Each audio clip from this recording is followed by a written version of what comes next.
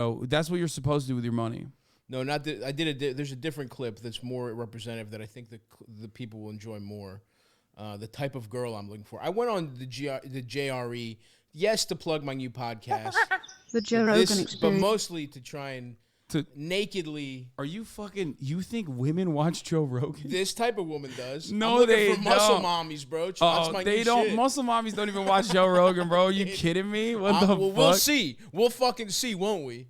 So the only women that watch Joe Rogan is when they come to my house on stream and I forcibly make them watch Joe Rogan. How about some of them? Yeah. Maybe show them this clip then, motherfucker. Okay, that's what I'm going to do. Yeah. That's the only time women watch Joe Rogan is when they're here. That's good. I'm playing the long game. Yeah. You're going to get a lot of unsolicited dick pics from the most like wiry, pasty fucking internet. I don't think they'll show me their cocks. I think what's gonna happen is like the Joe Rogan fan base is entirely divorced dads. Fuck yeah, dude. That do BJJ and they're like, we actually love and respect the police. Like that's what I imagine a Joe Rogan fan. We'll see how much pussy I get off it. So that's kind of what I'm doing here. It's kind of like a census to see if I can get my dick sucked. Then that disproves your thesis. Not saying that that's not a lot of those guys. It's definitely a very divorced. There's definitely divorced motherfuckers in here. And the people that watch this are the children of that divorce. Yeah. They're like, I fucking hate my dad because he's like so right wing and he's like into QAnon. I'm gonna wear a cross earring to show my dad who loves Joe Rogan. So I'm covering the whole family. And the mom, where's the mom? Who's probably like a murder podcast. Yeah, you gotta go on. You gotta go on a murder mystery podcast. A murder mystery podcast to cover the whole family. Yeah, there's no fucking shot though. I mean, we'll look at this in a little bit. That's fun. I love that. Guest request Stavros Halkias. Oh, this was from 7 months ago. They were asking for anytime they do a guest request of me on there, it's literally like filled to the brim with like, this guy's a pussy gay lord who's gay. So they're not wrong about certain things. Yeah. Sounds like. So it's filled with the truth. Yeah. Exactly. The Joe Rogan subreddit actually is like very much to the left of Joe Rogan nowadays, but that's also not that hard to be to the left of Joe Rogan, depending on who his guest is, to be fair. Yeah. He definitely triangulates. He had our boy Bernard on. That was pretty sick. Yeah. But that's like the one every like 2 years he has like one banger leftist guest on, and then like every tiny random Nazi that he could find in between like seasons. What is this? Tim Pool. I used to think Neuralink was scary and dangerous, but then Elon Musk bought Twitter and agreed with me ideologically. So now I think Neuralink is great and wants to have. And whoa, he's being zesty. Oh, he is. Look at that. That's an unironic like from me to Tim Pool. That's never happened. What's this guy's deal? What's Tim Pool's deal? Why does he wear the hat all? Oh, he immediately buckled down. Look. I love how people try to find deeper meaning in shit posts. Neuralink is awesome. Neuralink is fucking stupid as shit. That is, I'm trying to work on a bit for the next special. I don't want to fucking step on it too much. But I can't believe you would put a fucking chip in your brain, dude. Like, what's going to happen is if Neuralink exists, what's going to happen is in like like when you're old as fuck, it's going to be like, it seems like you're trying to access the memory of getting sucked off in high school. Would you like to upgrade to premium to remember Jessica's tits? Like, that's what's gonna happen, dude. You're gonna have to pay for your own fucking memories. Or you get the freemium version, which is like, here are advertisements from our sponsors that you must watch. Yeah, you're remembering your dad's final breath, and there's like a fucking there's like an advertising for fucking Blue Staples. Chew. Yeah, Blue Chew. Would you like to see your father's last moments? But it's an actor playing it. That would be, you know what? That would be kind of sick. If I could make my dad like fucking Sean Connery in my memories. Maybe I'm back in on Neuralink. Wait, what? Why I can make Sean my dad Connery? John Wick. I'm just thinking of men I respect. Specifically for what they have done and their ideological Well, Sean slant. Connery specifically, that interview about hitting women. Yeah, only. that was a big one. It was very formative for you, it seems. I was like, Sean, good points. Yeah. Don't like the other stuff, but that one is pretty Not huge. a fan of James Bond, but anyway, Elon Musk responded to this because he's just like, dude. that At this point, I so feel like sad. I feel like this is like I'm being ableist when I make fun of him for this. Like, dude, he has like. I just don't get being that rich and posting number one, right? Yeah. If you're that rich, no one should know your name. You should be on an island. You should be on the I'm not going to say Epstein, the secret Epsteins, because that was the one they sacrificed so they could keep the extra. Oh yeah, the extra secret. Like he was like the fixer for the real one. And now they have like a different guy that is doing the same shit. 100%. We just don't even know him. And you know we'll what never I mean? know about him. He'll die before there's even the sniffing of it. But it's like to like want to be cool on Twitter is so fucking lame to begin with. And then to buy the whole site. And also like the quote unquote coolest people on Twitter are the most mentally ill people. We know some of these people. Their lives are brutal. Yeah, you they're don't want to awful. be a guy that's good at Twitter. Yeah, you want to be bad at posting. The worse your life is, like the better you become at posting because like it's not an accident that it's all like fucking anonymous accounts so that you can't see what they were saying in 2012 about like when they were epic bacon guys as well. Of course, everyone know? It's just. The best I've been at the internet, my life has been the worst, without question. When I'm off the internet, I'm fucking thriving. And to have already been born rich, your family has taken advantage of people to make all these, and then you figure out a way to trick people into thinking you just buy companies and trick people into thinking you're a genius. Honestly, respect for him for gaming the system, and then to ruin it all so that you'll get some fucking retweets and failing at it. Is so sad. No, he still gets the tweets up because I think that there are a lot of fucking losers that don't see it. Like totally. Elon Musk is literally Andrew Tate for fucking tech bros that have failed. If you're too timid to be a rapist. Yeah. Yeah, literally. That's a good one. Yeah. Yeah, exactly. The guy who's not against it morally just doesn't have the courage to rape. Yeah. It's like when they see a woman, immediately they perish. That's who Elon Musk's like target audience is, and there's plenty of those motherfuckers on the internet. So obviously, he's still getting a lot of likes. Like the booing saga from yesterday, you saw that tough. Shit. Yeah.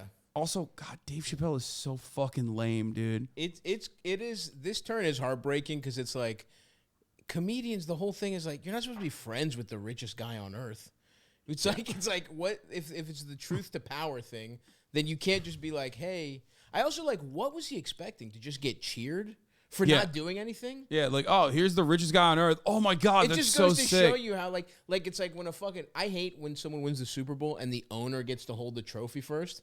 Fuck that cocksucker. Yeah. He just was a billionaire. Give it to fucking LeBron first. Yeah. And that he tried to Super Bowl. He tried to fucking, you know what I mean? Like, he tried to do the owner thing of like, oh, I just have money, applaud for me. He didn't even, I think Dave is like super out of touch now. Like, it's just, that's what it is. He's old. He's rich. When you get to that level, and then when you get to Netflix and you get that like super deal where you have all that money and you don't ever have to, you don't ever have to fucking leave outside of like, I mean, he has made a bubble that's so big that it's arenas. It's arenas full of people. Yeah, and it's like when it's that big, it's like it's not hard to stay in your bubble. You know? Yeah, 100%. Like, I mean, seeing his, like, new material, if you can even fucking call that, while he was, like, immediately coming off the last Netflix special was such a sad moment for me as someone who, like, grew up loving Dave Chappelle. Like, I had his fucking UMDs, dude, for my PSP. Like, I had the Dave Chappelle. I love Chappelle. I mean, Chappelle show and the first couple specials are legendary. Honestly, I haven't even watched. You didn't watch the TED Talk? I just can't do it. You didn't watch the transphobia TED Talk? I can't do it to myself. It was like, trans people are sure weird, right? It's like, good. The problem, obviously, without even engaging with that shit being offensive, it's like, as a comedian, I think I don't understand why we have to keep any topic that you hit over and over again. Yeah, it just becomes tiresome. Yeah, like boring. If Jim Gaffigan did 8 specials of Hot Pockets jokes, that would suck too. You know what I mean? Like if you do anything over and over again, it's just fucking. Or it becomes like your trope that, or it becomes like your bit that like is readily available for mass consumption, which still implies that you're hacky at that point. You're McDonald's, like you're trying to do that, but. Transphobia is still considered like edgy, which is weird because it's like everyone has transphobic opinions for the most part. You know what I mean? Like You can't say something is edgy if your grandfather believes it. Okay, it's not like a unique disruptive sentence that you crafted together that like no one's in on. It is interesting how that has become the go-to thing to show that you are a free thinker. I guess I just don't understand what the obsession is. It's like, who gives a fuck? Also, he said rape jokes okay though. You're disgusting. He just made fun of rape. No, he said the fucking Elon Musk fanboys are rapists. This is an unironic problem that I have where I have to like literally describe. 90% of the time, this community revolves around like people not understanding the joke and then literally getting mad at you for not understanding who the target of the joke is. Yeah. Like that's not even advancing rape culture, you fucking idiot. You just didn't understand what he was saying. That's still offensive. Man, shut the fuck up, idiot. 13-month subscriber, dumbass, dude. Jesus Christ. Like literally, it is saying, oh God, I'm not even gonna describe it. But I don't know. I was also trying to work on a joke. I still have to work on it. Where it's just like, it's funny because people really celebrate like this. A lot of the same people who are very transphobic will celebrate somebody losing weight when it's like, I got fat as shit. Somebody who was born trans is like, they were born in the wrong body, and what they did is so much more impressive than like being on a diet. You know what I mean? Like making yourself a girl. If you look like this, is so much harder than like losing a few pounds. You're also taking an L. Like you're a woman now. Yeah, like, that is true. You've been a woman. Like that's that is tough. Deep. You're that's a deep cut L. Like what are you doing? Become a woman, which is a bad choice. Oh, great! I love not being able to walk down parking lots by myself. This is my choice now. I love getting paid less for the same work. Yeah. Like, oh, man. Ironic misogyny is still misogyny. Yeah, exactly. That's what they're doing. Trans-inclusionary radical misogynist. Yeah, this is us. Right. That's what we're doing. Anyway. That's us, baby. Why does Tim Pool always wear a little hat? He's bald and very afraid to show it. Unlike you, you're out here fucking beautiful hair. Yeah, you're out here showcasing. What are you talking about? We have the exact same hair. You and I, yeah, we do. I don't know what you're talking about. We do. If you ask. Me and you got the exact same hair, bro. If you ask Twitch chat, they will say that. Twitch chat made me think who's got better hair, chat? Oh, Let's do it. Let's run a poll. Yeah, I wonder what they'll say. I wonder what they'll say to that. Yeah, Tim, you got to own it, bro. I don't even get what his thing. I just see him pop up, and I'm like, why are you doing a podcast indoors with a fucking beanie on? It's a tough look. I mean, everybody knows. I think he like actually tweeted something funny for once in his life. I hate handing it to him, but like when he was like, finally it's cold again, so it won't be weird if I'm wearing a beanie all the time. I'm sure no one will ask like why I'm wearing a beanie all the time now or something like that, which was actually good. It was like the last time he made a funny joke. Yeah. Anyway, that was actually good. It was self-deprecating, self-aware, and actually funny. Just let it go, bro. Take it off. Take the fucking cap off. You heard the 1980s trans Playboy joke? How did the Playboy in the 80s manage to make a trans joke that wasn't offensive? What is it? After years of regular meetings at a local bar. It's too much reading. Like one of a trio of we can get through it. One of a trio of friends stunned his companions by announcing that he was really a woman trapped in a man's body and finally decided to have a sex change. Months later, she reappeared at the old haunt and greeted her friends. Both men congratulated her on her appearance and began questioning her about the most painful aspect of the grueling operation. Lopping off your dick must have been the worst part, one said. No, she pondered, not really. Cutting off your balls, then? Decided the other. No, she said, that was bad, but not the worst. What was worse than that? Getting my salary cut in half. There it is, Zing! Folks. God, that's that means a good one. Okay, that means our joke was not that good though. No, it's good. In the 1980s Playboy, they came up with that, but it is a good joke. It is a good joke. Yes, you can like. There's so many funny, weird, unique components to like being trans. Yeah, I think everybody who has like ever met a trans person and didn't immediately go, "Oh, you're weird and strange and gross," like and actually saw them as a full human being, recognizes that reality, which is why there's like. It's a wonderful new place that you can go to with comedy where you can make a lot of fucking funny jokes. And some transposters are very funny and they do it all the time. It's just like I always say, it's like transposters are either some of the best or some of the absolute fucking most dog shit people on the internet. Like, and nothing in between. Yeah, it's just like either they are the most screeching group of individuals you've ever met or some of the funniest and most disrespectful people you've ever seen. Yeah. And very funny. It is what it is.